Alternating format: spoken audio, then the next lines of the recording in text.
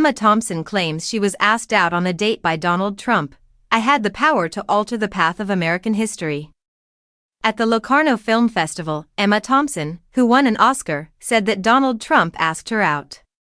Donald Trump answered the phone when it rang in my caravan. I mistook it for a joke. "Hello, this is Donald Trump," Thompson disclosed. I asked, "How may I assist you?" I believed he needed guidance. She recalled working on Mike Nichols' political comedy Primary Colors at a workshop in Locarno, when he said, "I would love for you to stay in one of my beautiful places, and maybe we could have dinner."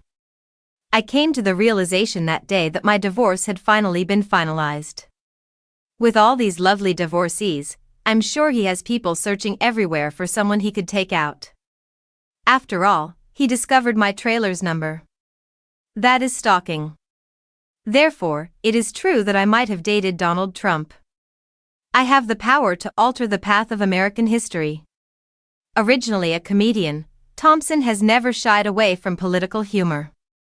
You know, I made jokes about herpes and Margaret Thatcher. It's the most basic result of unprotected intercourse. Thatcher and herpes are both very hard to get rid of, I added. Thinking back to her early days, she said, it still stands today. A Victorian lady visiting her mother was the subject of one of the comic pieces I later composed. A small creature seems to be affixed to her body by her spouse. It's humorous, but it's about sexual ignorance and she's talking about his penis, of course. When the Sense and Sensibility producer saw it, he concluded, "This woman can adapt Jane Austen." That is very strange. She said that initially, she had no desire to pursue a career in acting. It seemed to be a risky position. I felt it was a good career when a hospital administrator visited our school once, she remarked. Mostly because her shoes were nice. However, renowned parts in Howard's End and The Remains of the Day came next. She got pregnant, retained the kid, and learned, like many other young servant girls, that it was this forced surrogate motherhood. She was motivated to do so by her own grandmother and intergenerational trauma. Her portrayal of Miss Kenton was influenced by her experience. My grandma was never truly content and joyful.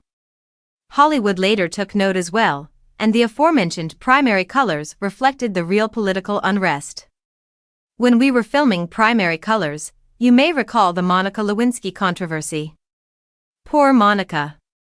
As we sat down, we asked ourselves, what are we going to do? Something that is occurring simultaneously is the subject of the movie we are producing.